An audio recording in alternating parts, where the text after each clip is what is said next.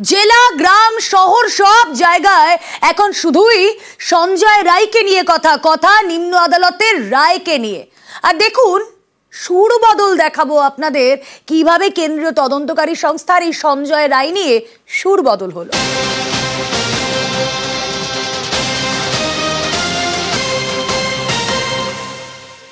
সুর কি ছিল, কি হলো, এটাই আপনাদেরকে জানাবো। সকালে হাইকোর্টের রাজ্যের আবেদনের বিরোধিতা, বিকেলে ফাঁসির দাবিতে হাইকোর্টে যাওয়ার সিদ্ধান্ত, এবার নিম্ন আদালতে যাবজ্জীবন নির্দেশ চ্যালেঞ্জ করতে চলেছে কেন্দ্রীয় তদন্তকারী সংস্থা। সোমবার শিয়ালদা আদালতের রায়ের পরই সঞ্জয়ের ফাঁসি চেয়ে হাইকোর্টে আবেদন করে রাজ্য সরকার এবং আজ সকালে হাইকোর্টে শুনানিতে রাজ্যের মামলা করার এখতিয়ার নিয়ে প্রশ্ন তোলে সিবিআই। মামলার গ্রহণযোগ্যতা নিয়ে প্রশ্ন তোলা হয়, যদিও এখতিয়ারের প্রশ্ন খারিজ করে পাল্টা যুক্তি দেন রাজ্যের অ্যাডভোকেট জেনারেল। সব পক্ষকে মামলায় পার্টি করার নির্দেশ দেওয়া হয় হাইকোর্টের তরফে। সোমবার এই মামলা শুনানি, আর এরই মাঝে সঞ্জয় নিয়ে অবস্থান বদল সিবিআই এর।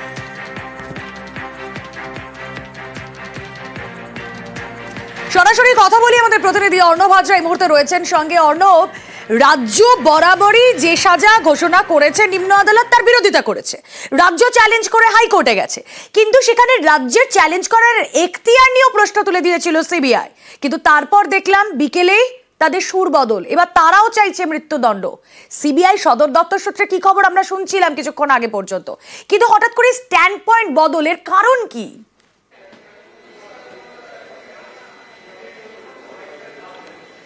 দেখো, আমরা যেটা কলকাতা হাইকোর্ট সূত্রে খবর পাচ্ছি তাতে সিবিআই একটা এজেন্সি, তাদের সিদ্ধান্ত নিতে গেলে সম্মিলিত সিদ্ধান্ত নিতে হয়, কোনো একজনের ব্যক্তি বিশেষ সিদ্ধান্ত হয় না, এমনটা তারা জানাচ্ছেন।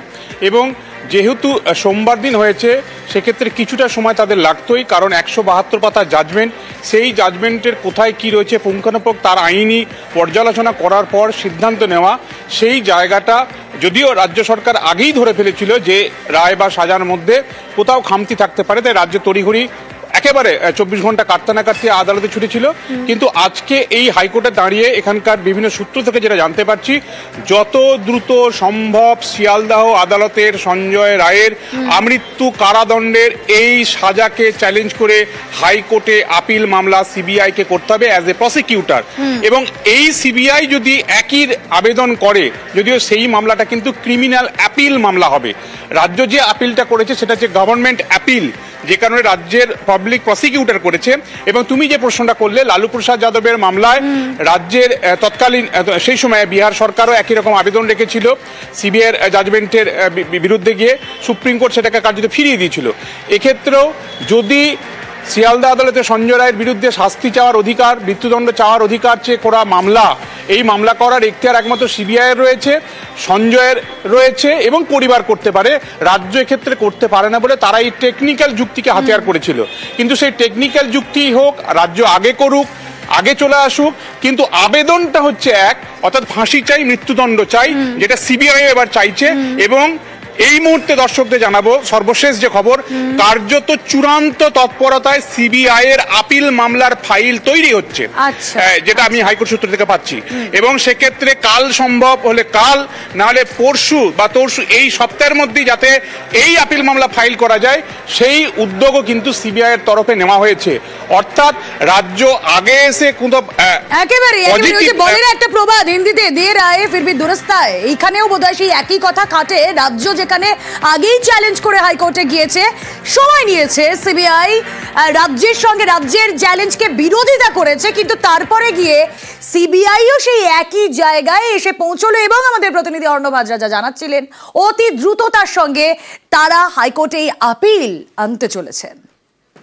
কেন্দ্রের ঢিলেমি অর্থাৎ এই যে আমরা দেখছি যে বিল পাস হয়ে তারপরেও কিছু হচ্ছে না, কি নিয়ে কথা বলছি আপনারা বুঝতে পারছেন অনেকে, অপরাজিতা বিল। এবার এখানে কেন্দ্রের ঢিলেমির কথাই বলা হচ্ছিল বারবার, কেন্দ্রের ঢিলেমিতে আইনে পরিণত হচ্ছে না রাজ্যের আনা অপরাজিতা বিল।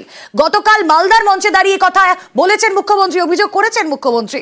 2024 সেপ্টেম্বর বিধানসভায় পাশ হয় অপরাজিতা উইমেন অ্যান্ড চাইল্ড বিল, আর এই বিলে ধর্ষণের সাজা একমাত্র ফাঁসি।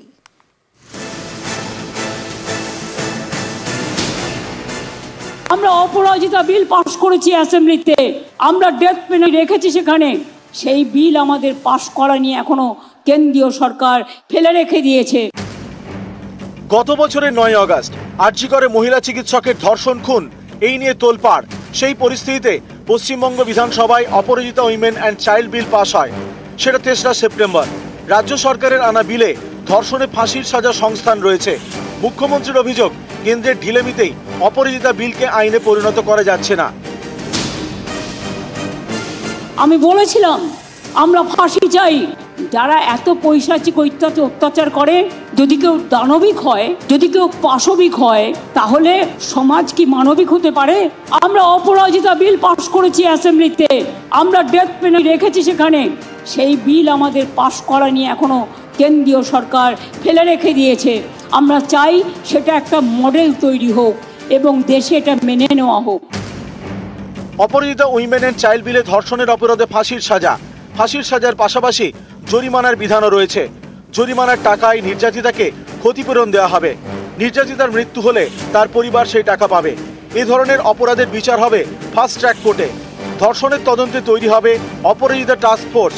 দ্রুত তদন্ত শেষ করে বিচারের ব্যবস্থা করতে হবে। নির্দিষ্ট সময়ের মধ্যে তদন্ত শেষ না হলে শাস্তির মুখে পড়তে পারেন টাস্ক ফোর্সের সদস্যরা। কেন্দ্রের ভারতীয় ন্যায় সংহিতা এবং ভারতীয় সুরক্ষা সংহিতার বেশ কিছু ধারায় সংশোধনী আনা হয়েছে বিলে। বিধানসভায় এই বিল পাশ হয়েছে।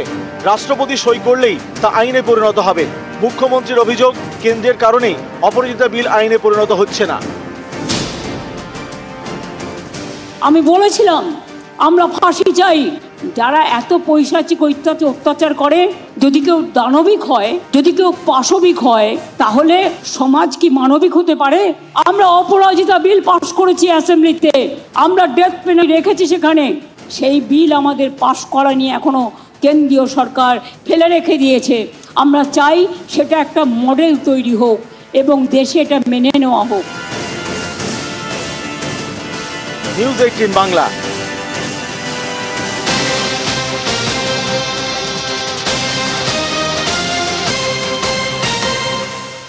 এবার এই ছবিটা দেখুন, ভাঙচুরের ছবি। কিন্তু ভাঙচুর কোথায় হয়েছে? এই ভাঙচুর হয়েছে মন্ত্রীর বাড়িতে। কোন মন্ত্রী? মলয় ঘটক। কেন ভাঙচুর? সার্টিফিকেট না পেয়ে মন্ত্রীর বাড়িতে চড়াও, আর তারপর আইন মন্ত্রী মলয় ঘটকের অফিসে ভাঙচুর। যে ছবি আপনারা দেখলেন, আসানসোলের বাড়িতেই মন্ত্রীর অফিস। সার্টিফিকেট নিতে গিয়ে মন্ত্রীকে না পেয়ে ক্ষোভ, মলয়ের অফিসের টেবিল ভাঙচুর। অভিযুক্তকে আটক আসানসোল দক্ষিণ থানা। সরাসরি চলে যাই, আমাদের প্রতিনিধি দীপক রয়েছেন সঙ্গে। দীপক, সার্টিফিকেট না পেয়ে এরকম ভাঙচুর মন্ত্রীর বাড়িতে, শুধু কি সার্টিফিকেট না পেয়ে ভাঙচুর নাকি অন্য কোনো কারণও ছিল?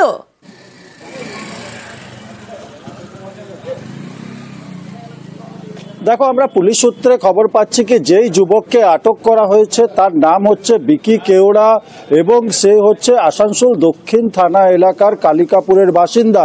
তার বাবার মৃত্যু হয়েছে 1 বছর খানেক আগে, কিন্তু সেই মৃত্যুর সার্টিফিকেট পাচ্ছিলেন না।